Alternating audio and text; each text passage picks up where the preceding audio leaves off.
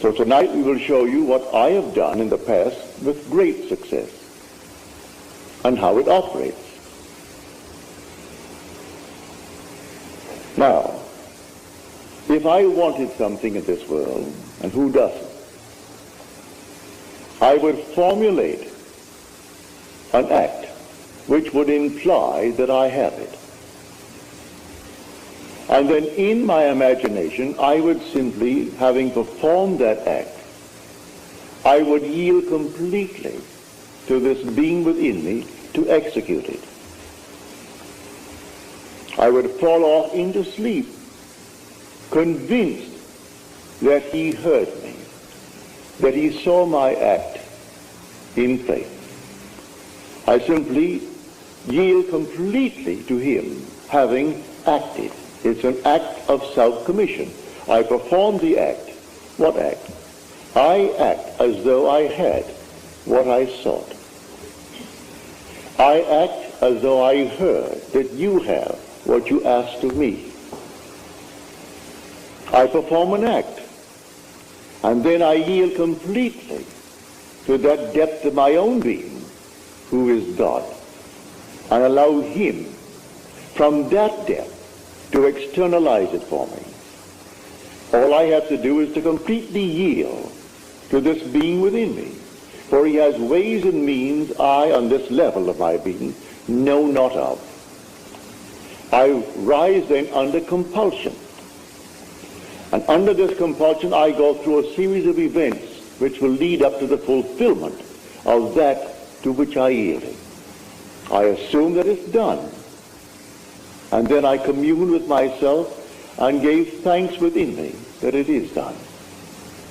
And it works in every way you want to be, and you name it. You want to be successful in the world of Caesar, in dollars and cents, nothing wrong with it. You want to be a successful doctor, successful lawyer, I don't care what it is. You want to be, well then formulate in your mind's eye what it would be like if it were true. How would you see the world if you were now the man that you would like to be? See it in your mind's eye, and then yield yourself completely to the depth of your own being. How do I do that? Simply fall asleep in the assumption. I dare to assume that I am the man that at the moment reason denies, and then fall asleep in that assumption, leaving it completely to the depth of my own being to externalize it in my world. I will wake tomorrow morning under compulsion to do certain things which I had not formulated, I hadn't determined. I'll find I'll meet the right people. I'll do this, I'll do that, I'll do the other, and it all adds up towards the externalization of my assumption. So within you is that power, within you is that wisdom to do anything that you desire in this world. So this is the faith of which I speak. How do I do it? You can sit right here. And you go to bed at night, as you're told in the 4th Psalm. Commune with your own self upon your bed and be silent. You don't commune with another, you commune with your own self. That's God. For the self of man is God. When you say, I am, that's God. There is no other God. But you don't see him now. He has become invisible. The darkest night in the world was when God became invisible. He told the story to all of us before we set forth. Then he became invisible and took up his residence in us. He became invisible. And in us, he is I am, my own wonderful human imagination. That's God. So I don't see my imagination as I see objects in space. For imagination is the reality that is causing these objects in space. So I see the fruits of its activity, but I do not see it because it is invisible. The day will come, I will see it. I have seen him. He has no beginning, no end. He is the Ancient of Days. But he's infinite love. There's nothing but love. Yet he will wait on us just as swiftly and as indifferently when the will in us is evil as when it is good. For it is he who does all things. So I kill, I make alive. I wound, I heal. I do all these things, and none can deliver out of my hand.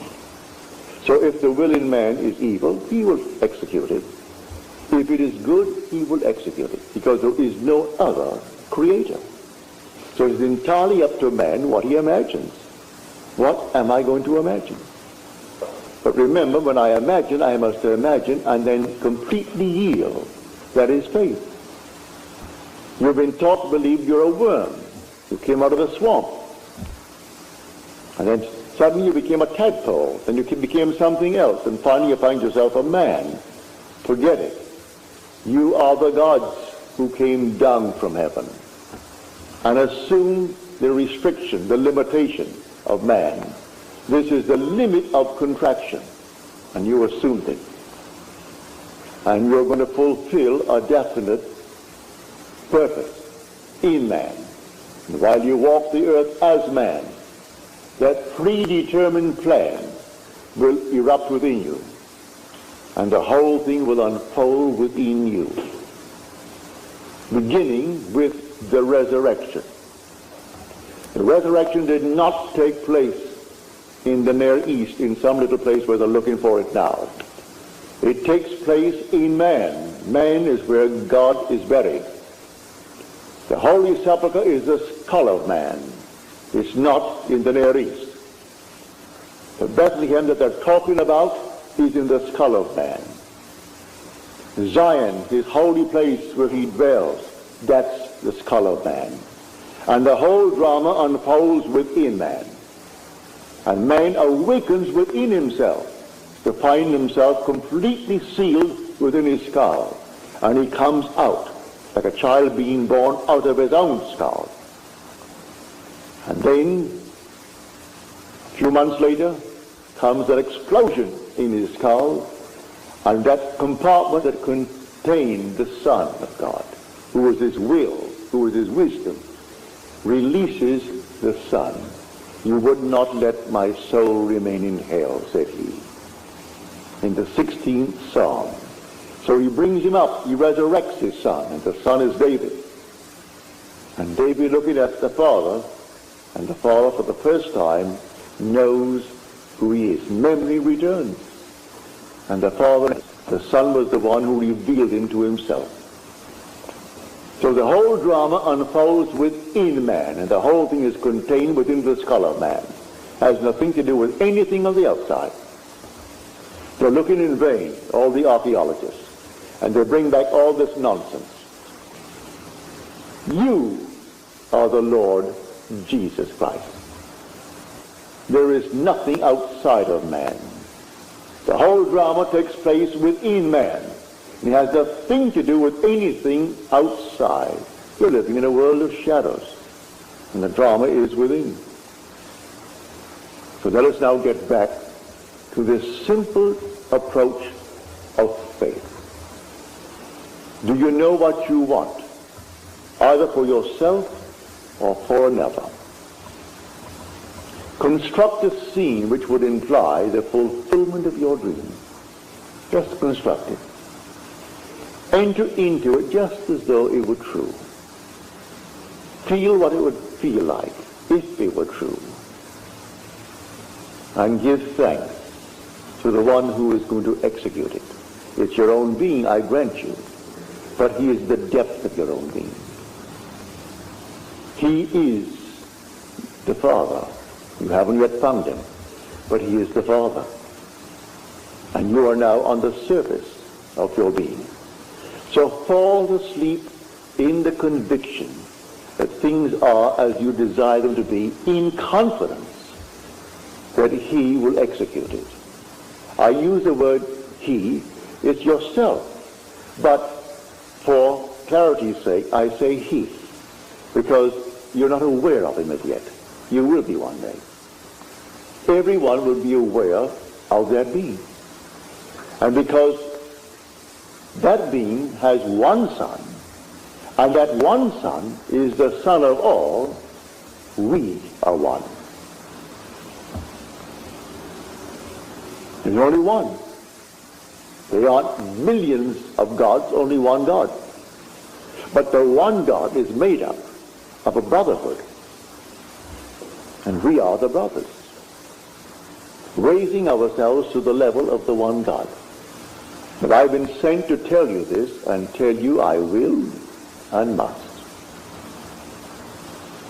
If only a few hear it, what does it matter? You hear it with conviction. Because I tell you the truth, it will last. I am not here to set up some little ism. I am not here to speculate and try to set up some little philosophical setup that may work. No, I want no church, no ism. Just to tell you who you are. And you will tell it to others, and others will tell it, because in the end you're going to prove it to be true. You can't rub it out because it is true. All that I have told you is true. I'm not speculating. I'm not theorizing. I stood in the presence of the infinite being and his infinite love, and he embraced me. And he sent me after he embraced me. Therefore love embraced me. Therefore guided by love, we became one body. People are misled morning, noon, and night by so-called holy men. Forget it. Man comes to you telling you he's a holy person, turn around and start running. All these holy fellows, they just simply meet you and meet another crowd, and the next thing they do, they run to the bank with what was in your pocket. Picked up one fellow here, he's flying off to Switzerland. He was in Spain after having collected a fortune. They found $300,000 of him, on him. And he was at the Maharishi that came up through this country. It wasn't the Maharishi, it was his secretary running off to Switzerland, where you'd put it into your Swiss bank. And all the people fall for it morning, noon, and night. And so if you're taking Noah, you hate to hear it, because people hate to know that others know they were beguiled.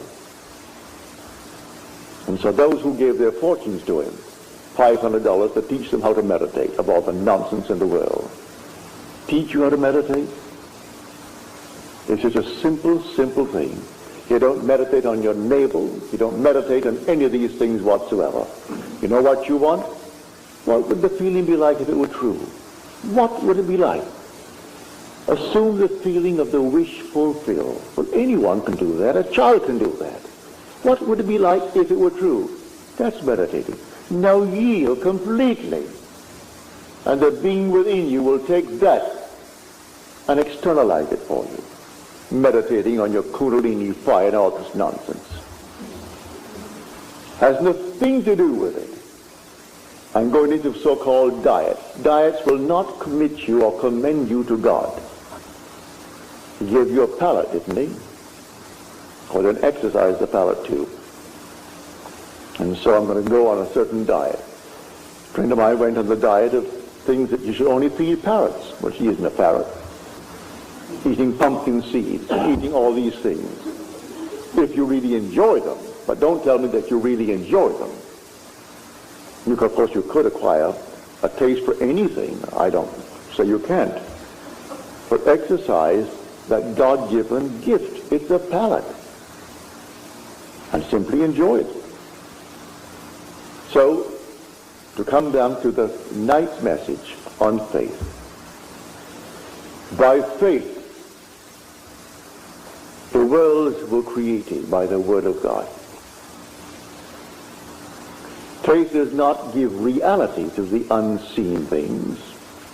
Faith is loyalty to unseen reality.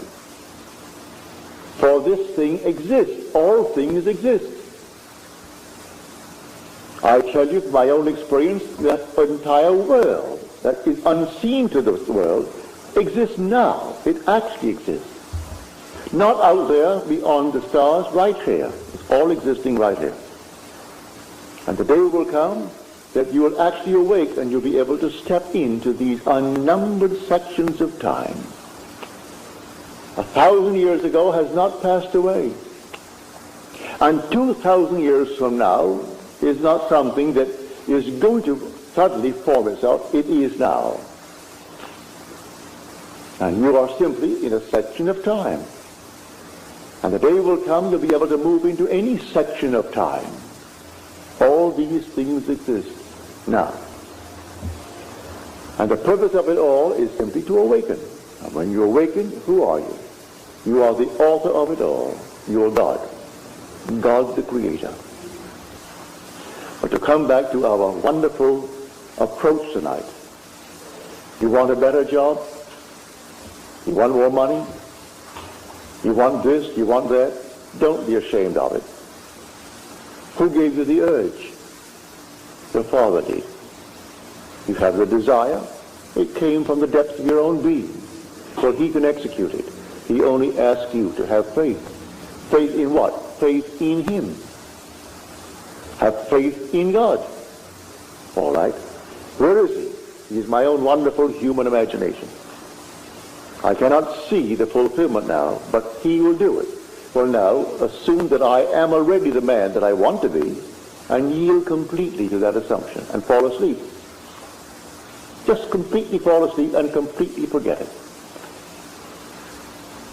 A lady who was here tonight, she called me up on the phone here just a few days ago, and asked something of me. I will not tell you, it's too personal. But she asked me to please care for a certain thing. It's so simple. I sat in my chair after I spoke to her on the phone and heard her tell me. Well, she came back tonight and told me that it has happened. She is here. She's seated here tonight.